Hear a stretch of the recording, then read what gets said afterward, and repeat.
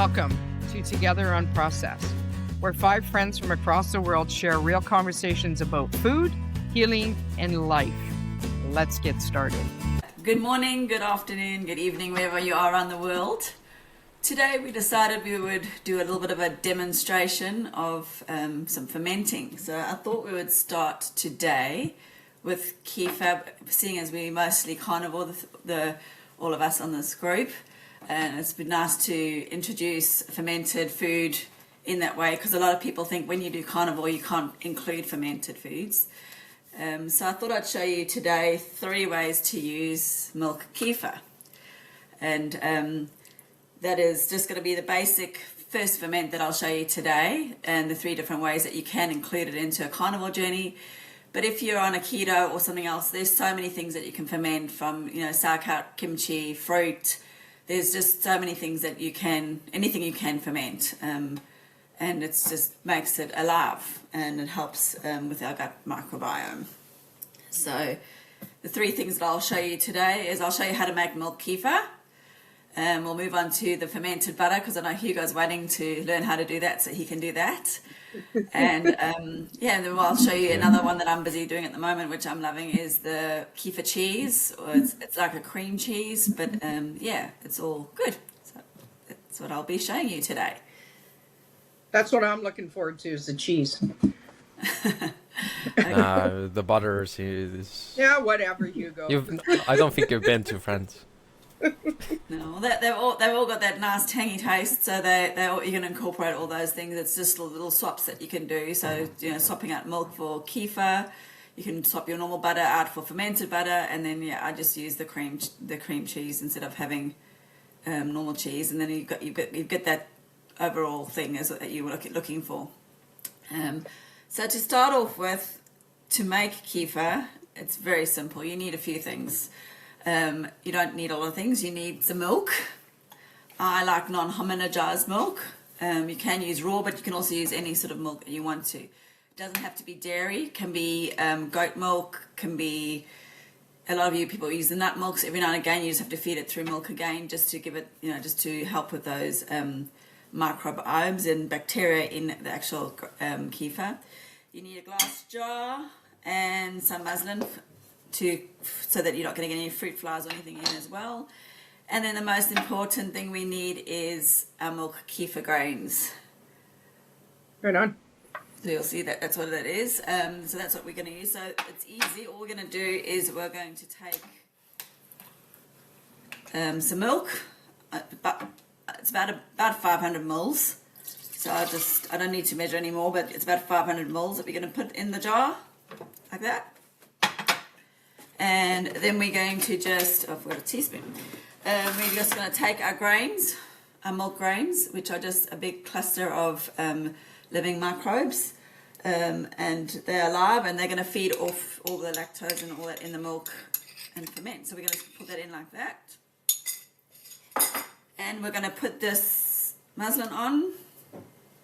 What do you call that? We call that cheesecloth. Cheesecloth, muslin, same Okay. thing. Oh. It just Gotcha. allows the air to get in, but it's not going to stop any flies, fruit flies, or anything else from getting inside. Inside, Nasty. okay. So you can leave that on the bench then for about 24 hours. But depending on where you live, you might have different temperatures. It does like to sit at about 24 degrees. And that's where, it can take up, can ferment then up to about 24 hours. And you'll start noticing if you're going too long, it will start separating into that curds and whey. But depending on where you are, you might need to go a little bit longer. You might need to warm up a bit. I know under 18 degrees it starts, because that's how you can slow it down as well, as by putting it in the fridge. So if you are finding like in colder temps like I do in winter, it does take a little bit longer to ferment to get to this consistency and taste that I like. But within 24 hours, it still would have fermented to some sort of, but it would just be a lot milder than stronger. In your hot climates, it might, if it's over 30 degrees, it might take like 6 hours, 7 hours to ferment. It's just that you're just watching it all the time to see what's happening, because it'll ferment a lot faster the hotter it is, as well. So I have fermented some overnight. So it's been sitting, this one's been sitting, I think it's been over 24 hours. So I've got a bottle here. It's been done. So you'll see it if you can see. I'll see that way better. It is a bit thicker. It does look thick. Another one. Yeah, I don't think that fits. It is thicker. It's a lot thicker and thinner. So we're going to put that through a strainer. So you don't need a lot of fancy equipment. You Is just that for need. the kefir grains? You know, Sorry. is that for the kefir grains? You're separating that. Yes. So this is separating. So this is just going to come out like that. And then it's going to be, it's normally a lot thicker than this, but I like to go a bit longer. So you're normally just going to, let's see if I can get another one. You're going to sit there and sip all of it out, and you're going to end up with your kefir grains in there. So this one's a bit runnier. Each one's different. No two ferments are the same. It's going to take, depending on, I like to think of the energy in the house, it's the milk that you're using, all of that sort of stuff as well. So this one is a little bit runnier this time around. But you're just basically going to put your kefir, no matter how thick it is, you're going to put it through a sieve, and you're going to sit and sieve all the grains out. So that's basically what you're doing. So can you reuse those grains after, Ash? Yes. So you're going to be using these grains. Mm-hmm. They're going to the more you feed them, they're going to keep multiplying. So you're going to end up having heaps of grains. You might not just have a tablespoon. So I did divide these out the other day. So I've got another jar that's got a whole lot more in. But you're going to just sit there and you're going to basically move it around in your sieve. And that's what you're going to be reusing again. So if you use them, the same process. You just take the milk, you just put it into your jar, and you would just pour your kefir grains back in again. So you don't have to dry them out or nothing. No, it's just you're reusing it, and they're going to grow. The more you feed them, the more they grow. And then what I do with the excess grows, because you only need about a tablespoon to 2 for every one, is you can use them to make other ferments, or you can. The chickens love them, the dog loves them. You can also eat them. You can give them away. So that's what it is. That's how easy it is to make the kefir. So then you're going to be left with this your fermented kefir here. And then all I do is put that in a glass bowl. So I use a funnel. And that's how easy it is. You're going to stick it in the fridge, and it will continue, because it's still got all those microbes and all the bacteria, all the different ones in there, because we're keeping it basic. I won't go into all of that. That you're going to keep that in the fridge. It's going to continue to ferment. So in the fridge, it might get thicker as well. And it might get to the stage where it does start separating as well. Okay, so a couple of times you've mentioned, is this where you would put your colostrum in it? I do it in the beginning. So when I put the milk in, when I did this first one where I pour the milk in, I put about a tablespoon of colostrum and I mix it in the milk, and it's ferment with the grains. Okay. So then when I take the grains out, it's already in there and it's fermented. But you could do it in a second ferment as well. Right on. So, Ash, when you're using the kefir grains, aren't you feeding them already, right? Like each time what they're doing is they're getting the food out of the milk, that they're getting all the lactic acids and all that thing that they're getting. They're going to eat that. That's what they do. That's pretty cool. Renewable. I'm just trying to think when I've lost my notes. I'm getting all. I get nervous so that I forget my train of thought. No worries. You're doing great. I mean, I really did not think it was that bloody easy. I'm telling you. I did not. It is easy. And that's why I think a lot of people get scared, because I think, like you did as well, your botulism and all these things. It's fun. Exactly. Fermenting should be fun. Yeah. It's, like I said, no two ferments are the same. And it's eating all the sugars and all that out of there. That's what's feeding all this little symbiotic little culture that we've got that's doing it. Yeah. So you often hear names like lactobacillus. I can't even pronounce these now because I'm getting tongue tied. So it's lactococcus, lactobacillus. I can't say it. Yeah, There you and all go. beneficial. They're all working together. Yeah.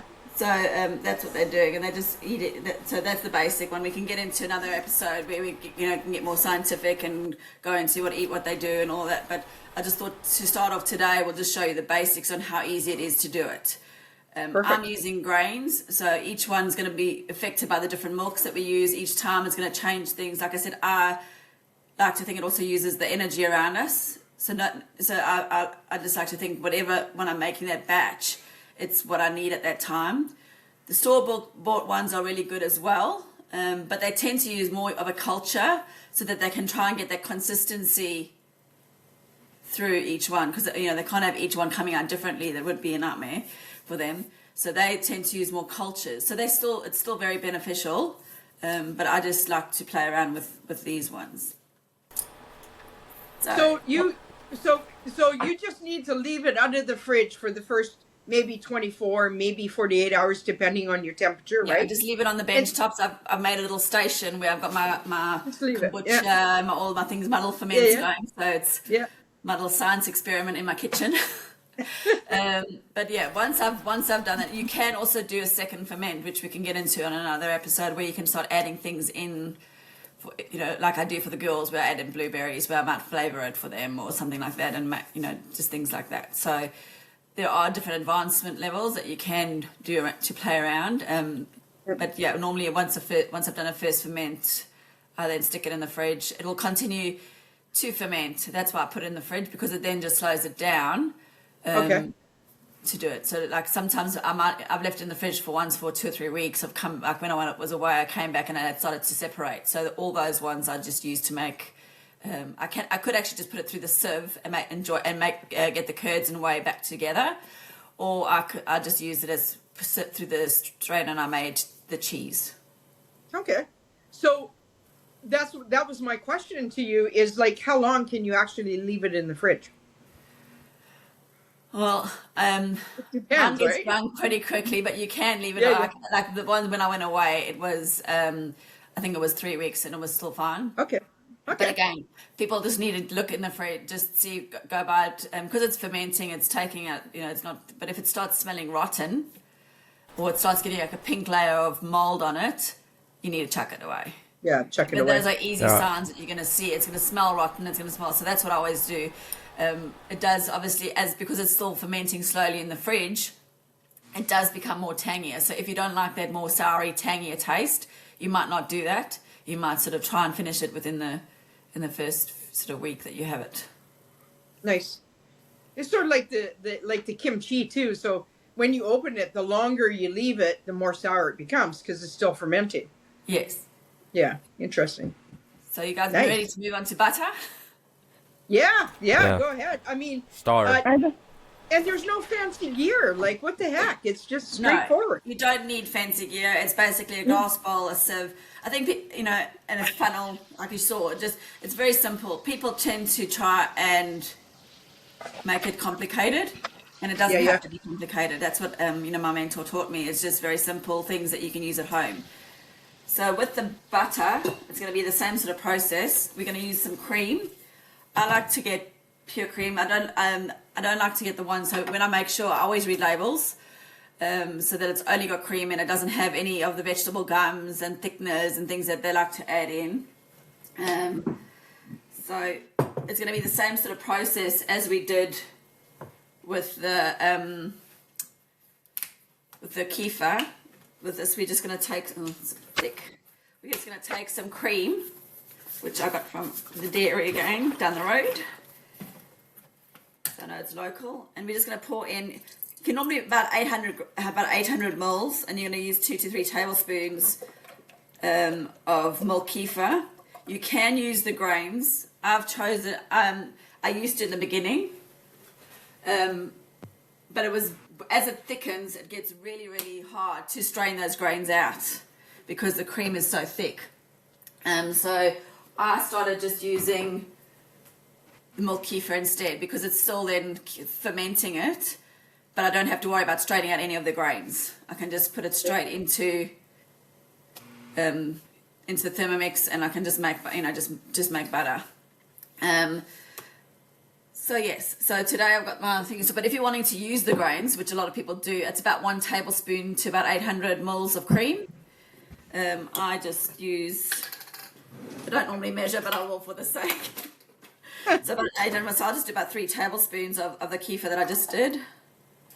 So is that like, what percentage is that cream in that bottle? Is it like 35% heavy cream or? It's 100%. It's just cream because I've got it from the actual. There's a dairy farm down the road which they sell out. Oh, okay. Nice. So I know there's nothing in it. It's just cream. Just cream. But the fatness is, because UK has I think 50%. In Estonia we have 35, 38. Yeah. And the thicker cream, you notice the difference. Like, it's probably like. No idea. I would imagine it'd be 40 to 50 for sure. Yeah. Yeah. It does look like that. Yeah. So, anyway, it's a question I'll have to ask them now. I've lost my elastic. It probably changes what the butter ends up as, right? Maybe if you use a higher fat one, it might be more. So it's that easy, and again, butter fat. Again, sorry, I interrupted. Yeah. That's okay. Yeah. So again, it's just going to put your elastic band. You're going to do exactly the same as when you ferment your milk. So you're just going to leave that on your bench top again for 24 hours. You can go, it depends on how you like it. 24 hours, it's still pretty creamy. I like to go a little bit longer. I've found that because I did that by accident. I left it a lot longer, and I liked it as a more tangier taste. But that's all you do. So you're just going to basically, like you did with the milk, you're just going to ferment that cream for about 24 hours, and then you'll come back and you'll have your nice thick cream that's been fermented. So that's in there. So that's that's thick. So that's all been fermented. So that's all fermented. That's thicker than the kefir. So then all you're going to do, so that's what it is. It's quite tangy, and it's very, very thick. And I might have to put the volume off. All I'm going to do is you're going to put it. It's the way you're going to churn. You're going to churn it the way you churn normal butter. Put it in your mixer, and you're going to end up with your butter and your buttermilk. So I'll quickly pop that in. I'll mute my sound so you don't hear the screaming from the Thermomix, and then I'll just show you what it looks like after that. So just a quick question before you do that.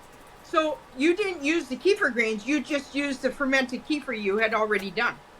Yes, that's how I do it. Okay. And it works just as well, because as you see, it's quite thick. To try and get that through a sieve and to get the grains out. Some people just leave the grains in and just blend it in. I don't like that texture. I don't mind eating the grains, the milk, the kefir grains, but I don't know. For some reason, with butter, I just like it smooth. I don't think the cleanup is fun too. Yeah. So I have a question, Ash. Yeah. Can you use that you have right there in any kind of recipe or anything? Like, would that be good to use with anything, or not? You could. You could use them in anything. Sorry, Cindy, I didn't get that. No, I just wondered if what you have in front of you. Yeah, what you have in front of you right now. Do you ever use that for any other recipes, or is it good by itself? Yeah.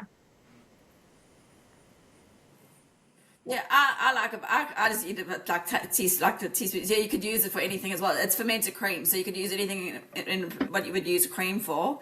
If you're going to bake it, it would kill the micro, the living bacteria, but you would still have like a post-probiotic effect, where you would still be getting the enzymes and all of that sort of stuff as well. If you cooked it, you just wouldn't be getting the living one, because you'd be killing the living microbes. So the probiotic effect, you wouldn't be getting the probiotic effect, but you would be getting like a postbiotic, because you would still be getting the enzymes and all the the goodness that you're getting from fermented foods.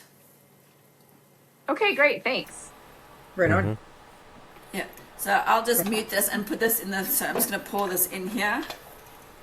Yeah. Okay, we'll try and entertain ourselves while we're waiting for you. Yeah, I mean, it looks very easy. the machine that she's using there, I looked at one of those and holy cow, they're not cheap. Really? Oh yeah, they're like, I have the kitchen what is it? mixer. I don't know what you have to use. Is she using a Vitamix? What is she using? No, I'm using a Thermomix. It's a German brand. Oh. But they almost they cook, they do everything. But I don't use it to its full potential. It's more of a dog food thing and butter maker now. Because you can do steaming, you can cook, you can make soups, you can do all different things in here. But a blender would be okay, right? No, high power blender. I just use, this is what I use because I got rid of everything else. But if you just use anything, you can use to basically whisk.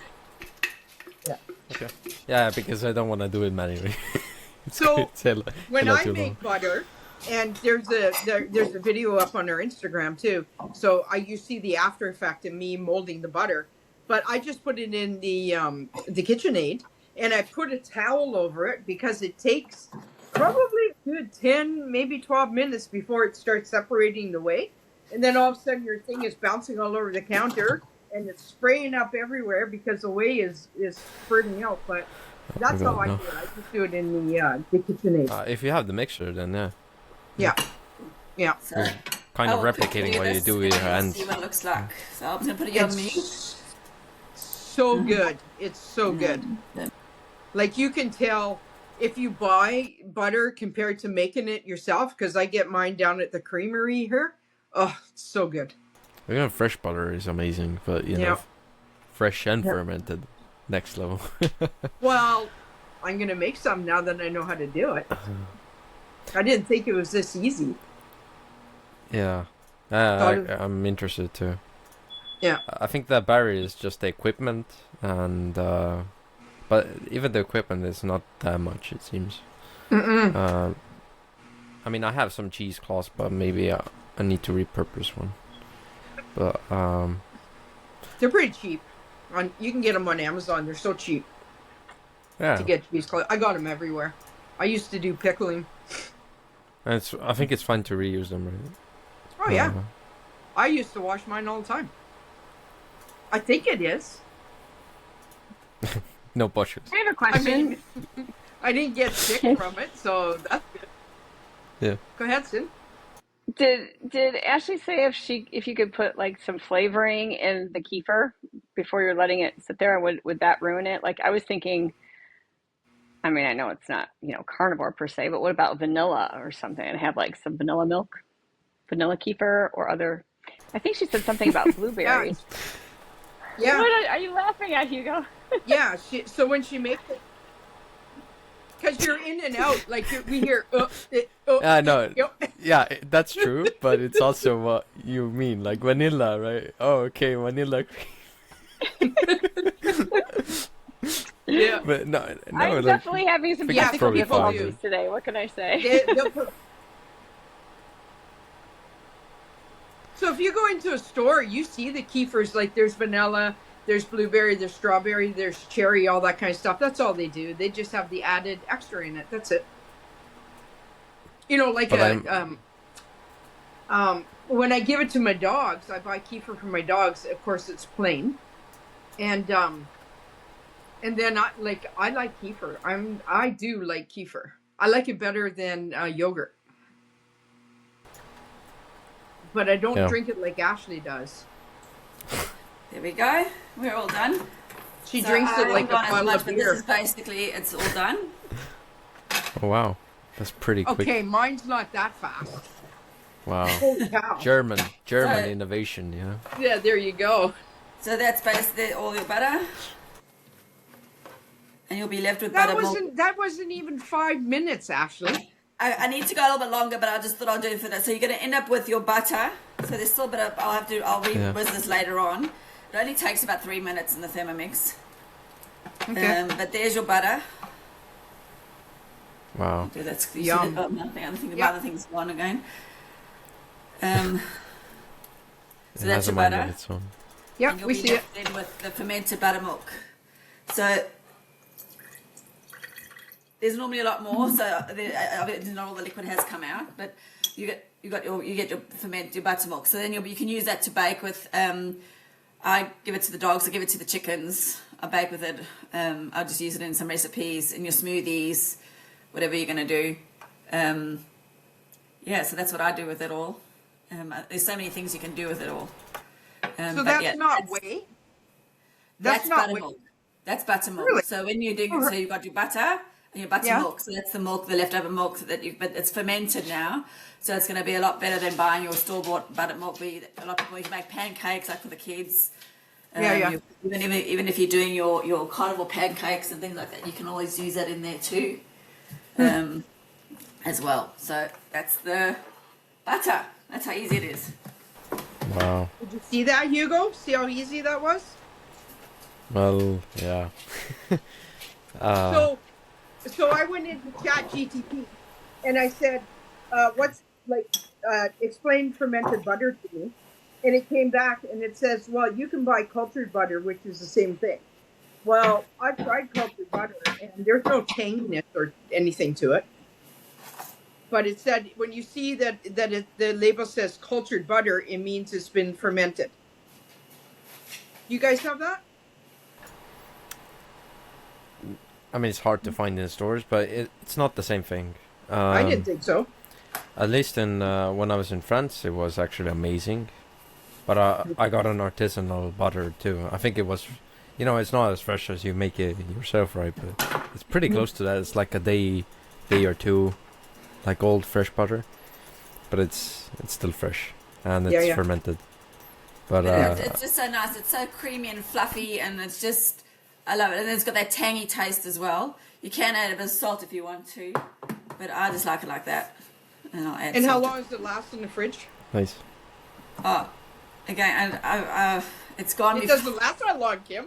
We eat it. Long. But I do freeze it as well, so I can grab it when I want to. Oh, okay. So yeah. And the freeze is well, right? So I do that. I do What's that, freeze. Hugo? Like, if you freeze it, it freezes well, right? It's not like it does freeze well, and then I worsens. just take it out, and then once it starts defrosting in the fridge, it's all fluffy again. Still, never had any issues with it, but that's how easy it is.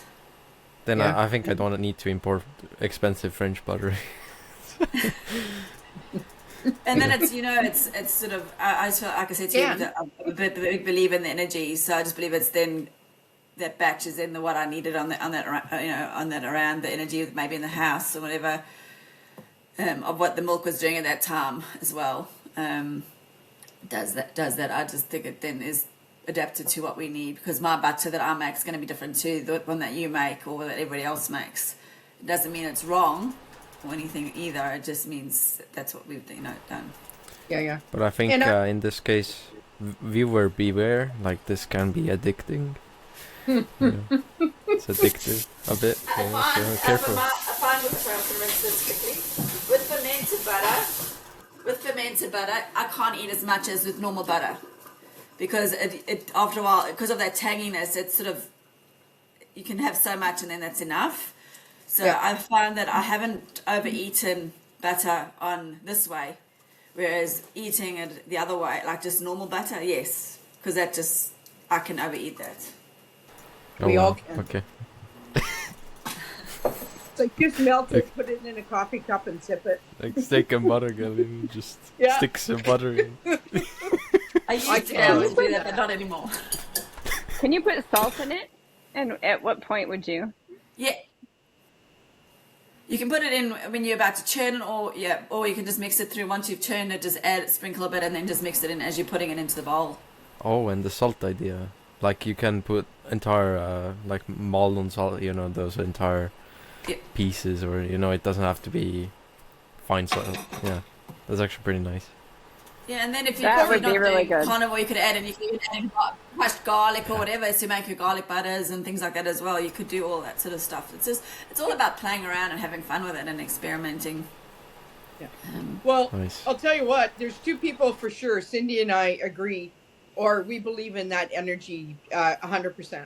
And when I started reading about fermenting or whatever, that was one of the things, that was one of the caveats, is know what your energy is doing.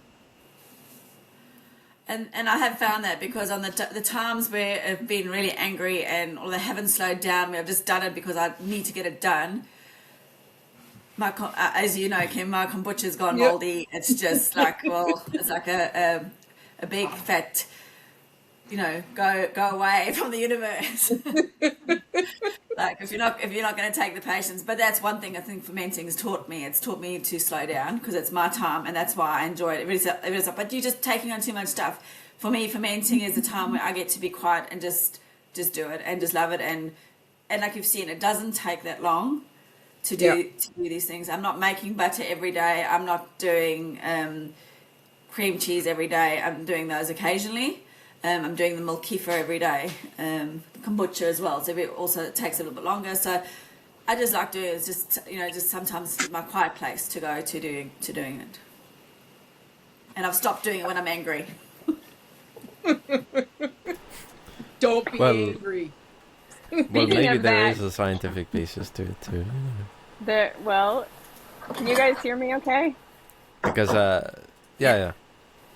Okay. Yeah. So, speaking of that, you're familiar with the book Hidden Messages in Water, right? By Dr. I love it.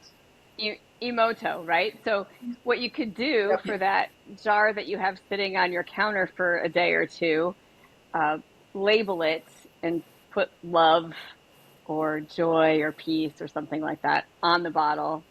I know it sounds out there, but they've done studies, makes a difference. Maybe those microbes would like it. I talk to them every day. Yeah. And she does that.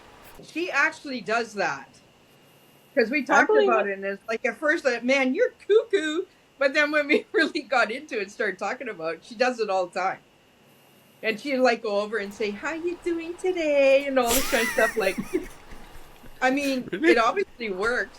I mean, she doesn't pet it and stroke it and say, you're a good dog or anything, but... Or maybe you do, Ash, do you? No, I don't do that. Don't go that far. Yeah. I mean, why wouldn't you? I mean, it's the same thing. Like I talk to my plants all the time, and I'll just touch them and I'll tell them how beautiful they are. Or, I mean, I do it all the time. I'm absolutely amazed. And people that know me, that I have these plants I have in the house, I've had them for over 10 years, and that's not the norm for me. Unfortunately, I'm a plant killer, but 10 years and counting. Herbicide. That's pretty cool. So we'll move on to yours, Kim. The cheese. Cream cheese. So all I've got is a bottle of milk kefir that I've had in the fridge. It was starting to separate a bit, so I've just a bit of shake. I'm just going to make a small amount because I did make some other ones. So all I'm going to do is take this kefir, which you can see it's been thickening in the fridge. It's a little bit thicker than the other one was. And I'm just going to pour that. So I've got a sieve, and what I've done is put a bit of muslin or cheesecloth in it. And I'm just going to pour the milk kefir into that. And then I'm just going to let that sit in the fridge for, again, about 24 hours. Sometimes it happens a little quicker. So what that's going to do is all the whey is then going to separate out into the bottom. And I'm going to be left in the top with the curds, which is then you're going to use that for cheese. So with that, I think it's like I can't remember where they call it, labneth or something in one of the countries where they make it. So it's I'm just going to put that in the fridge. Like or something? Lapia? Yeah. Yeah. I don't know what it's called. I can't remember what the name now. It's anyways. It's a type of cheese that they make, and so what you'll be left with at the end of the day is the whey. I've got another bottle here. Oh, there's my jug. Where's my jug? Got a glass here. So that your whey. So that's all the whey that's dripped out of it. Okay. Wow. There's a lot. So that's that. Then again, you can do whatever. You can do so many things with it. You can put it in smoothies. You can, I give it. This is what I give to the cats over their food, and they really, because they don't really like the kefir, like the dog. The dog sits and waits for me to finish with the bowl so he can lick it because he loves the kefir. Whereas cats seem to enjoy the whey, so I just put a little bit over whatever they're having, just so that I know that they're getting some probiotics in it. And then in the cheesecloth, you are left with a thick, if you can see that. Yeah. A it's then like it's very got that consistency of cheese. I do have another bowl here. So becoming unorganized now.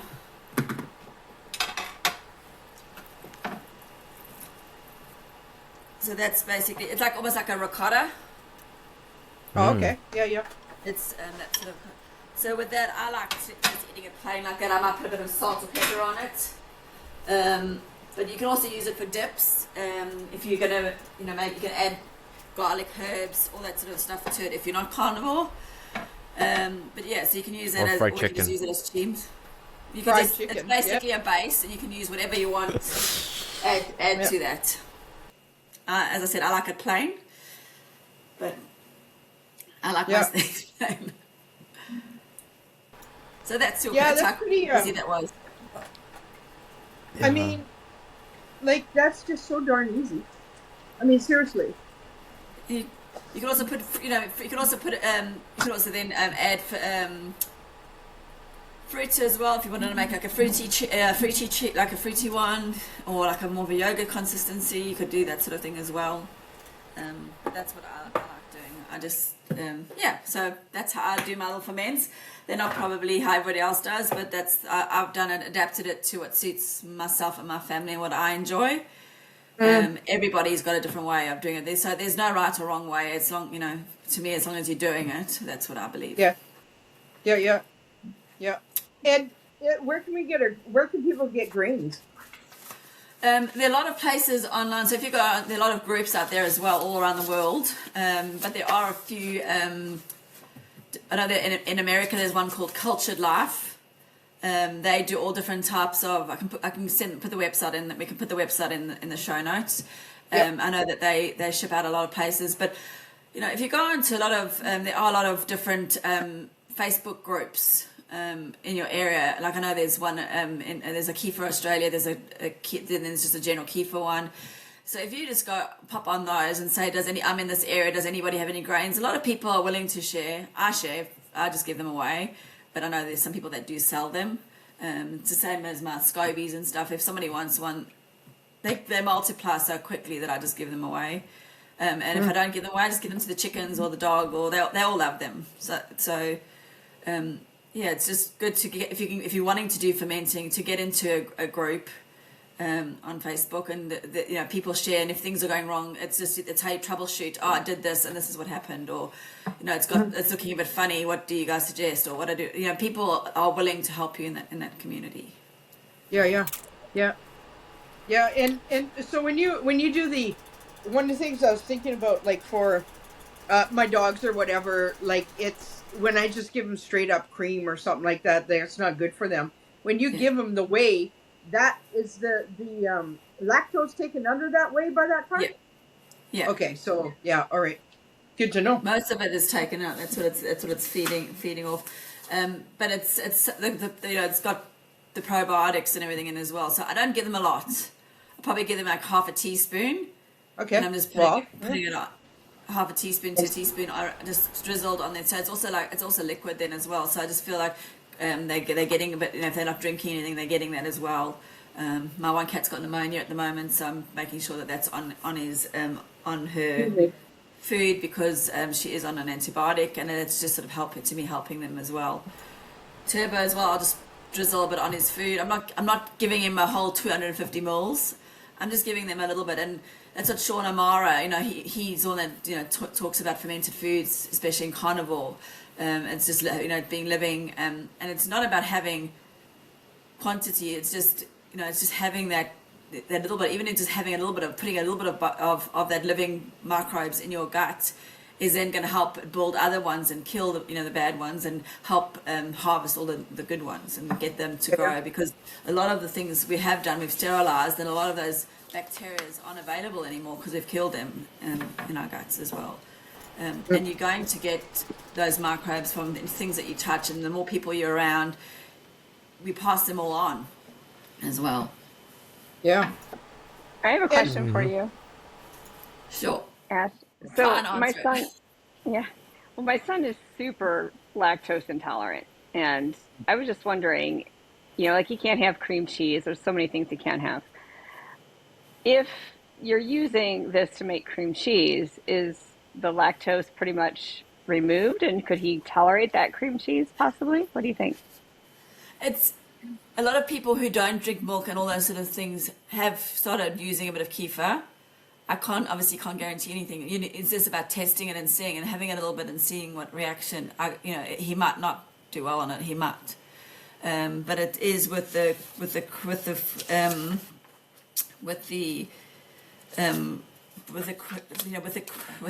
fermenting of the cream. I did read that it was. I was going to find out where I wrote that down. Sorry, I wrote down some notes that I might.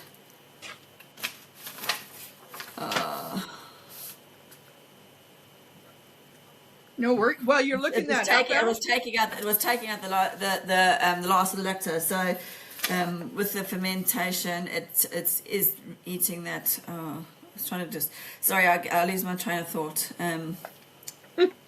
It's going to still contain lactose. That's what I was. Still going to contain lactose. It's just going to be less because that's what it's sort of eating as well.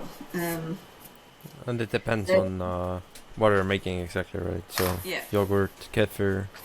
Yeah, and in the cream, I know that it doesn't have a lot left over, but it's going to eat. It's going to take out the last little bit of. It is going to use the last. That's why you're fermenting it before you're doing it then.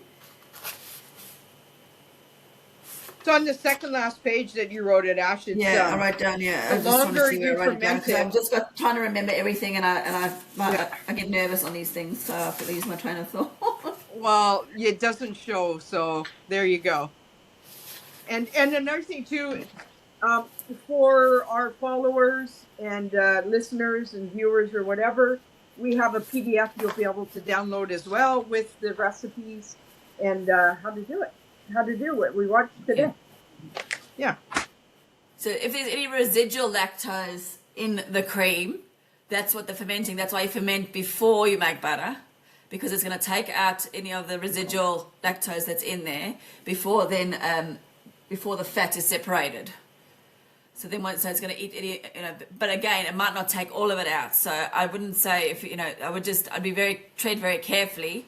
But a lot of people who don't tolerate lactose find that they're okay on fermented foods, like fermented kefir and everything.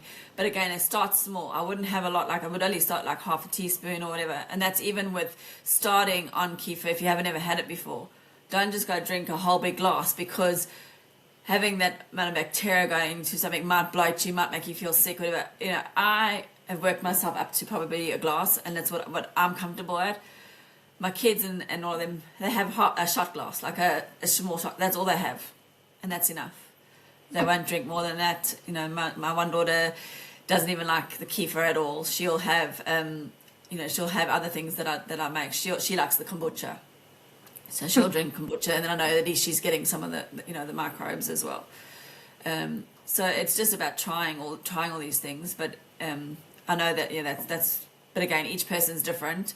Like I said, some people have found it to be beneficial. Other people haven't. Yeah. And what if mine doesn't look like yours? There's nothing wrong with that, because each one, like I said before, each one is going to be different. And as long as it's not smelling off or got pink mold or something like that, or anything furry on it, it's good. So when you say, so we've already in one of our talks where we did talked about fermenting that you hosted there, Ash. I still have a fear, and one of my biggest fears is it's going off, and I'm not going to notice, and then we're going to get botulism, and everybody's going to be coming to my funeral, and all this kind of crap, right? So I mean, one of the things like when you say a tangy, like I know when I smell the kefir when I buy it, I can smell. It's not lemony. It's just you can smell that tanginess. So if it's like, I don't know if you can describe it, but it just doesn't smell right. Like sour milk smells horrible, and you know that it's sour. It doesn't smell that like sour milk. It smells almost sweet. This is like sweeter. It's tangy. I don't know. It's tangier.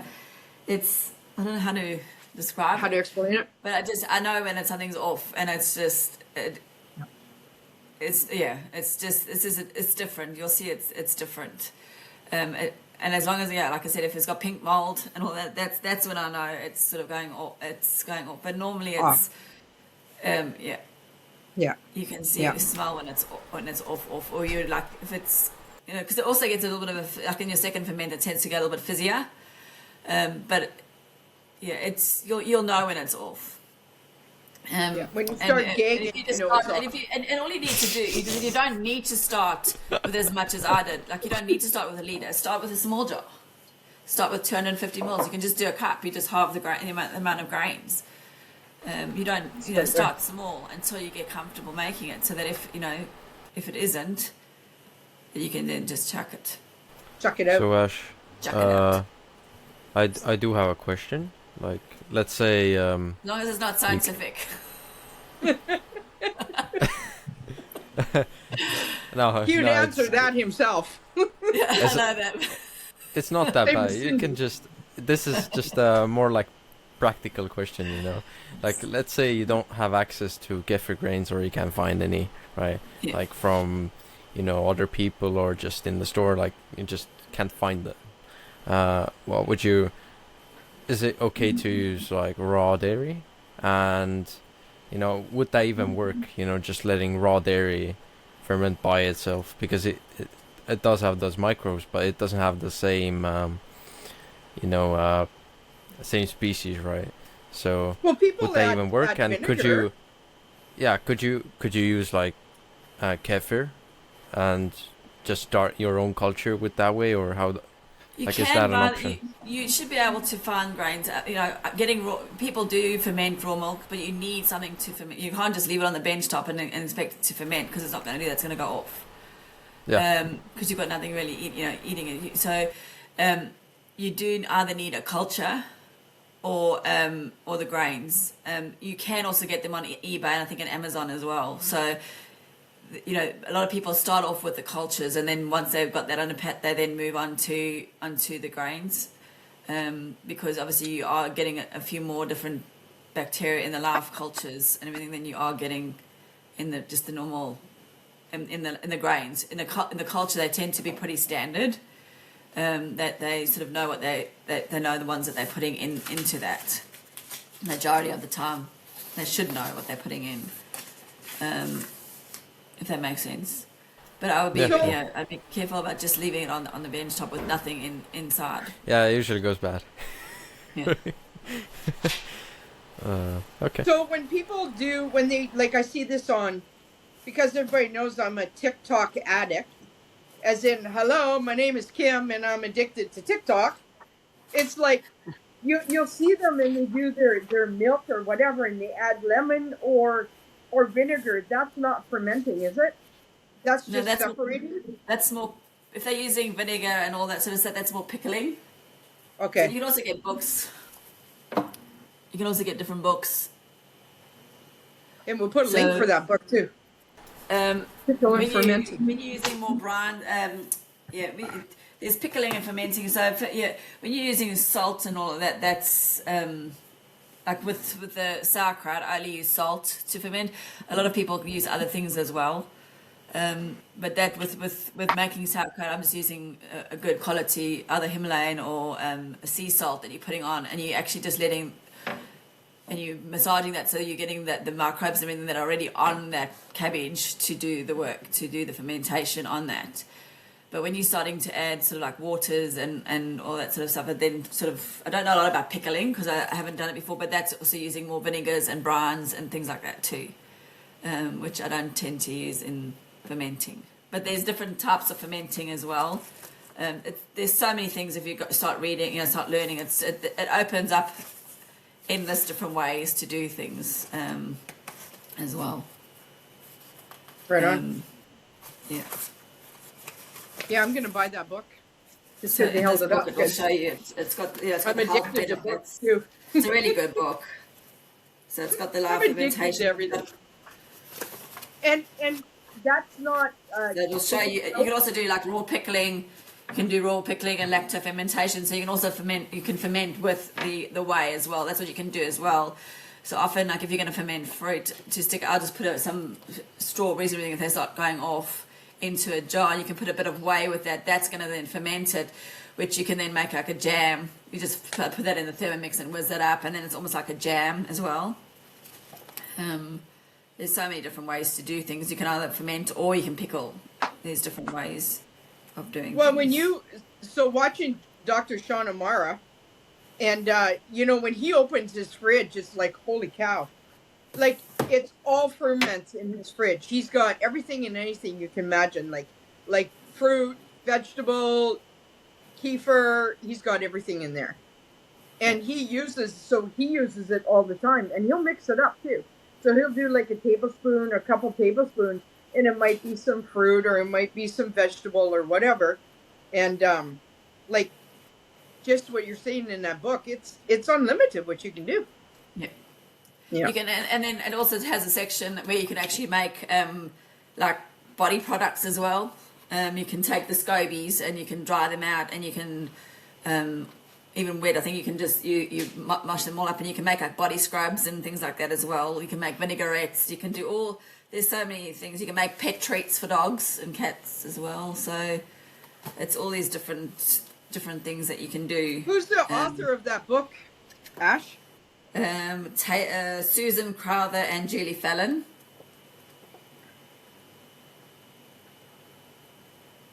Well, we'll have that posted too, but it's just the different ways. It's different ways of incorporating, different things. I know Kayla makes a lot like kvass, which is beetroot. That's also like a blood tonic type of thing. It's going to help, clean the blood too. So there are different things depending on the level that you're wanting to go to. I know a lot of carnivores are sort of scared they don't want to do that. So this is a way to incorporate some of the fermented foods in it without going along the route of along the making sauerkraut or kimchi or whatever route. You can still include these things. Yes, they do have carbs in, but there are less. So the longer you leave the ferments to go, the more the less carbs will end up being in there. But there was like Hugo was saying earlier on, you still do obviously have to be conscious of that, and I factor that into the glass that I'm having every day. But it's just it is a different way, and at least then you're getting some of the things that you want in without adding in the veggies and all that sort of stuff that people are scared to do. I still make all that stuff for my family. I haven't ventured down the route of including them in again. I just tend to stick to this, but I do make the sauerkraut and the kombucha and all that for my family. Yeah. Well, I like playing and experimenting. And I was so bad at science, but now I can do the science. Well, maybe not that bad. That poor frog.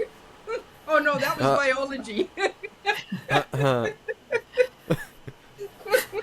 Well, I'll tell you, it was Kelly Mann.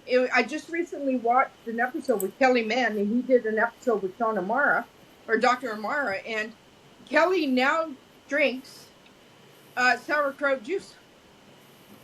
Because his whole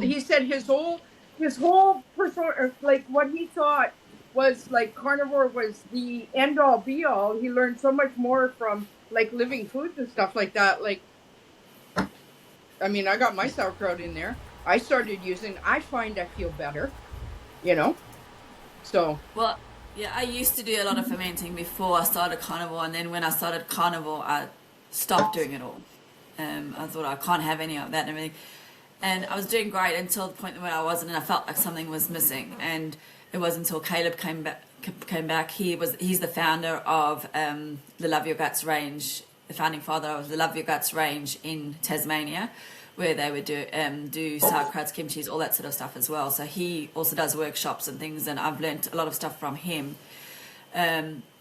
He's on that. So he came back, and that sort of got me back then into my fermentation and all of that. And yeah, I'm loving it because it's again just playing around, and since I've included the back into my diet, it's the thing that's been missing as well.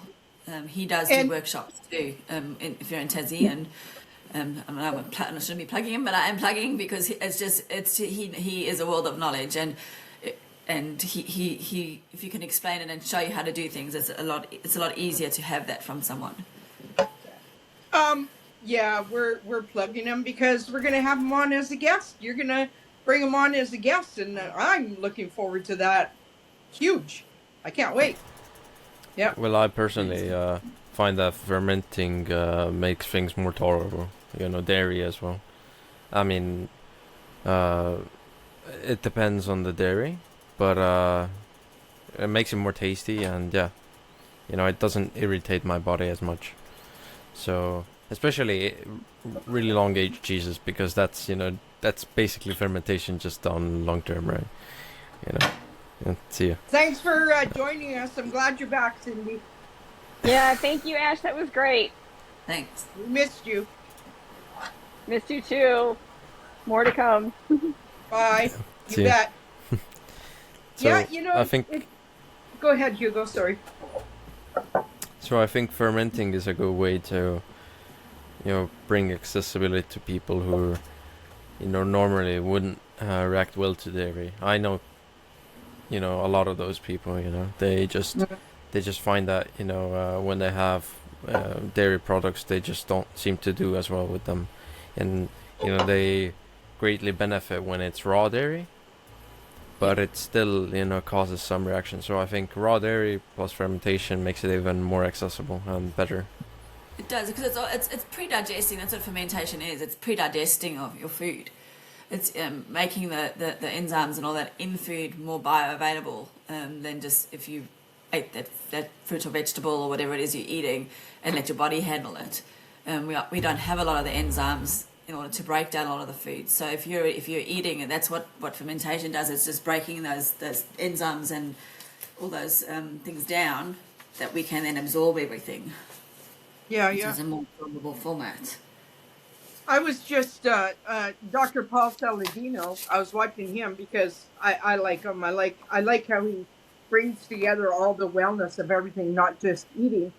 And there's this one place that he buys his grass-fed, grass-finished beef from, and they got shut down. And he showed the video of them having to throw out all of their raw dairy, butter, cream, like just huge bin that they had to throw it all out, which is such a crime because that's what we should be eating is raw butter. Because raw is illegal, right? Oh, or yeah. It's illegal here in Canada too. Yeah. Yeah, you can't get it here in Canada. Yeah, you can't get raw butter. Yeah. It's very hard to get raw milk here in Australia as well. Yeah. That's why the closest I can get is that non-homogenized one. It's a step down. Yeah, that's what I found weird too, in overseas, across the continent, basically. I mean, America and I think maybe Canada, you wash your eggs too, right? Or, it's... Oh, yeah. I don't. Yeah, I mean, and you refrigerate them. Yeah, of course. I mean, I'm sure you don't, but... Yeah. Yeah, but as a culture, but in Europe it's quite different, We don't refrigerate them normally, and you can keep them outside, right? And they don't go bad. So like, what the heck, right? I mean, yeah, it's just, I think this is another case. Yeah. It just shows you the propaganda out there that brainwashed us. Seriously. I mean, but even raw dairy, it's harder to find in Europe, but maybe it's easier than US because in some states it is outlawed. You can't really get raw dairy, which is just insane. Yeah. Well, my friend Cindy, who she delivers mail here in my area, and she does chickens and ducks and all that kind of stuff. And I asked her, I said, "Do you have any eggs?" And the thing is that she's sold out all the time. And she says, yeah, she never washes them or nothing, because if you do, then you're taking all that protective thing off. And then my instant reaction was, yuck, I don't want an egg with poop on it. But because that's the way we are, right? We expect everything to be pristine. We don't expect our vegetables to be bruised or anything. We don't expect our meat to be brown or anything like that. We're I don't know, what's the word? Privilege? I don't know what the word is, but I mean, again, that you have a fresh egg when it's still got the chicken poop on it. I think therein lies the disconnect, right? So, Huge. imagine if you're hunting an animal, like it's just not possible to do it in a sanitary way, right? How do you make it not fall onto the ground, right? And just get covered up in whatever is on it, right? So it's pretty much impossible, right? But you know, when we get our meats and food, you know, that's, I mean, it is kind of, you know, done in a sanitary environment. Of course, I mean, some of it is good reason, right? Because you can get some pathogens contracted that way, but most of it is quite unnecessary, right? So it's like, you know, just finding that balance. And I think fermenting foods, right, that might actually cover that gap that's missing because of our modern day lifestyles, you know, with all our comforts. Yeah. Yeah. It is. I love fermenting. Yeah, and it's fun. It's a game. It's what it is, and if you can include it, it is good. It is living, and it's going to help. You know, just with the gut, and the gut is the first brain, as they say. It's going to help with brain fog and all that too. So, yeah, just getting it, you know, rebuilding, and that's why I do like the way that Shauna Mara teaches and includes the stuff, because in a sense, like he says, we're eating sort of dead food, and to be able to include something that's like living and all that as well, definitely is beneficial. Yep. And I like the way you included for the animals too, because there's one thing, like especially dogs and cats that are on kibble and stuff like that, their gut biome is dead. There's nothing there. They have nothing. And I mean, even if you, like, I know feeding raw and stuff like that is very expensive. There is ways around it. You can mitigate that by doing toppers and stuff like that. But even adding, like you just said, you know, giving them kefir and stuff like that, it's great for them. Absolutely great. Yeah. As I said, it's not about adding quantity, so you don't have to add like a whole 250 mils. It's just a little bit, you know, that's going to go, you know, that helps and all that. And like I said, Turbo sits and waits for me for the thing. He's waiting for his bowl. So, you know, if he didn't want it, he wouldn't eat it. If he's going to, you know, the cats refuse to have kefir, so I know I don't give it to them, but they'll have the whey. So yeah, animals are intelligent. It's about all of that. Like my cat doesn't like cooked meat, you know. she wants raw. But my dog is opposite, right? He really likes cooked meat. He'll just devour a steak if I give it to him. Yeah. Well, you go back to as well. Huh? Yeah. If I put a cooked steak and their raw steak for Aspen or Billy, they'll take the cook every single time. I mean, there's no ifs, ands, or buts about it. But it's like, I'm sorry, I'm not your, you know, chef. Well, I kind of am, but so they get their hamburger and stuff like that. They get it at 6 o'clock in the morning, and they get another pound at 3 o'clock in the afternoon. But if it was cooked, they would take the cook over the raw any day. Yeah. So, well, that was awesome. I think we can close it up there. Yep. We've done a lot there. We can do a few more episodes where we can introduce second ferments and a few other things as well as what we do. And we can also do an episode if you want to get more scientific. But I just think for starting out, we don't need to know everything. It's just about starting simple, just doing it.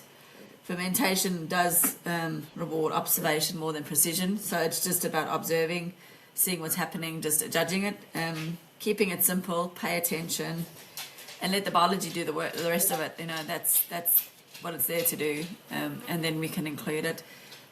Just to go back, fermentation just for baking butter, like Kim was where somebody was asking, it alters the milk proteins and it takes out the residual lactose, but it just reduces it. It's not going to take out everything. So just to clarify on that. There will still be lactose in kefir and everything, but that's what it's basically feeding off of. So clean smell, simple tools, time and observation, and that's what fermentation is. And how do you sanitize your jar there, Ash? Do you put it in dishwasher, or what do you do? With kefir, with the milk kefir, I'm not as precise as I am with kombucha. Kombucha needs to be very sterile. What I've found with with the milk kefir, I sometimes just use the same. I'll use the same jars a few times, but when I do clean, so like that, I'll just fill up the jar and put it back in because it's still all clean inside. It's still got all the different microbes. But when I do sterilize, I'll use hot water I'll first clean the jar and everything in soapy hot water. Then I will rinse in hot water, and then I use my 2.5 water from my machine, because that's almost like bleach, but it's safe because it's just water, and that kills out any other bacteria in that as well. Nice. But if you didn't have that, boiled water would be. Boiled water is good as well, but I just like that extra measure of I use the 2.5 just to really make sure there's nothing. You just don't have that option. That's why. We don't have that option. Hot water. Yeah, hot water. Yeah, that's really specialized, So. This is the one this is the cream. Just before we close off, this is the cream cheese that we were doing earlier on, so you can already see how it's already separate. All the way is dripping out. Wow. Yeah. So, yeah, that's nice. crazy. But that's my notes. I'll let you guys finish off. That's what I've got to say. Yeah, that's Got any closing remarks? So, thanks. So we better have cream cheese, butter, and kefir made by the end of the week, right? I think I'm just about to end. Gonna make it. Yeah. I mean, I'm gonna make butter, Yeah. on my end. Fermented butter. Yeah. And with the butter, you would you put it on your steak? Yeah, I mean, I would even use normal butter, but I don't. I miss the French butter. It tastes so nice. It's tasty on its own, to be honest. Really? So okay. Yeah. I'm looking forward to I mean, I could eat a whole stick of that, in France. Seriously? I don't use. Yeah. But I don't use it. I didn't use a whole stick. I would just use like a tablespoon or two, just a little bit on like as a condiment on the side. That's the way that I've gone. It's just, and I would eat it, and I eat it with my meat, but a very little bit. I don't eat a lot, just so that it is going down. That's why Shauna Mara talks about having it with your food, your fermented stuff. Yeah, of course, I wouldn't overpower the meat as well. It's just like a condiment. But I just mean like the taste. It tastes awesome. So it does. Yeah. It does taste awesome. Yeah.